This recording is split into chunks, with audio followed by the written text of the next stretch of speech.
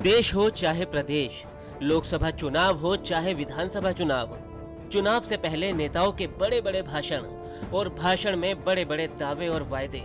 लेकिन सत्ता का सुख मिलने के बाद नेताओं के इन वायदों में जनता को क्या मिलता है, ये ऊंट के मुंह में जीरा कहना भी मजाक ही होगा। पूरे प्रदेशवासियों का, चाहे गरीब है अमीर है कोई व्यक्ति है, उस सब का बीमा होगा 5 लाख का, 50,000 का जनरल बीमारी का और 4.5 लाख का गंभीर बीमारी का।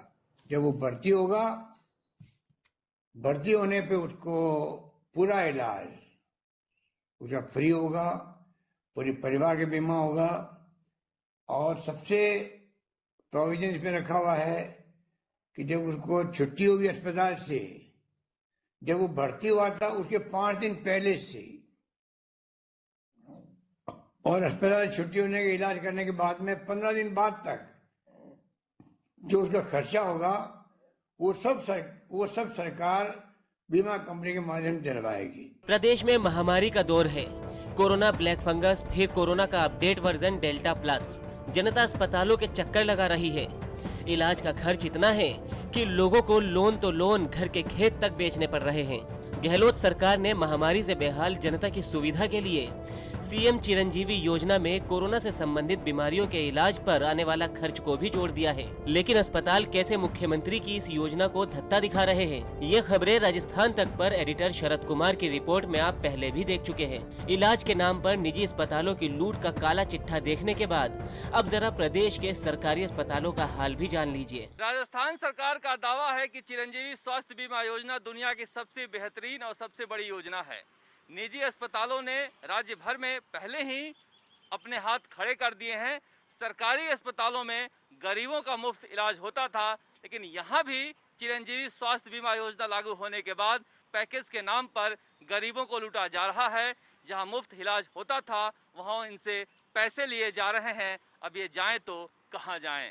जयपुर के सबसे बड़े अस्पताल सवाई मानसिंह अस्पताल से हमारे एडिटर शरद कुमार के पास गौरव नाम के एक युवक का फोन आया। उसने कहा कि साहब मैं गरीब हूँ, कोरोना में काम भी छूट गया, सिर पर ब्लड क्लोटिंग है, चिरंजीवी का कार्ड है मगर ले नहीं रहे।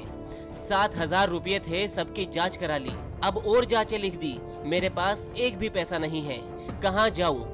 गौरव से बात करने के बाद एडिटर शरद कुमार ने स्वास्थ्य विभाग के जनसंपर्क अधिकारी गोविंद पारिक को फोन किया।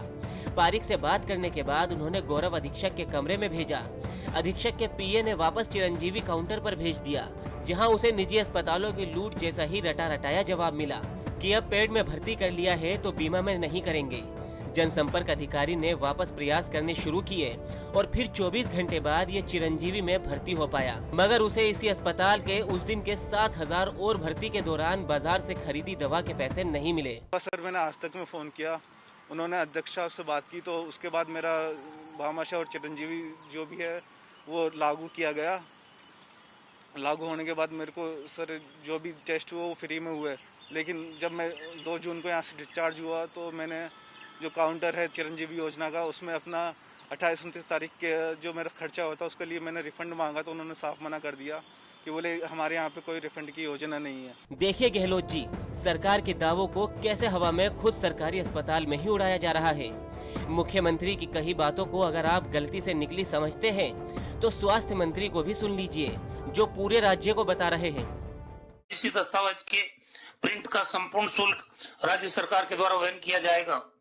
इस योजना में कोविड-19 सहित 1576 पैकेज और प्रोसीजर शामिल किए गए। इस योजना में अस्पताल में भर्ती होने से 5 दिन पहले और अस्पताल से डिस्चार्ज होने के 15 दिन बाद जो भी खर्चा होगा वो आपके क्लेम में शामिल रहेगा। यानी जिस अस्पताल में गरीबों का मुफ्त इलाज चल रहा था, वहां भी सरकार ने चिरंजीवी बीमा लागू कर इलाज का खर्च बीमा कंपनी पर डाल खुद का पैसा बचाने में लगी है और गरीबों का शोषण शुरू हो गया है। राजस्थान सरकार की इस गड़बड़ झाला योजना से लोग इलाज के खर्चे में बर्बाद हो रहे हैं, क्योंकि चिरंजीवी के नाम पर वसुंधरा सरकार की भामाशाह योजना और केंद्र सरकार की आयुष्मान भारत योजना पहले से ही बंद की जा चुकी है। ब्यूरो रिपोर्ट, राजस्थान तक।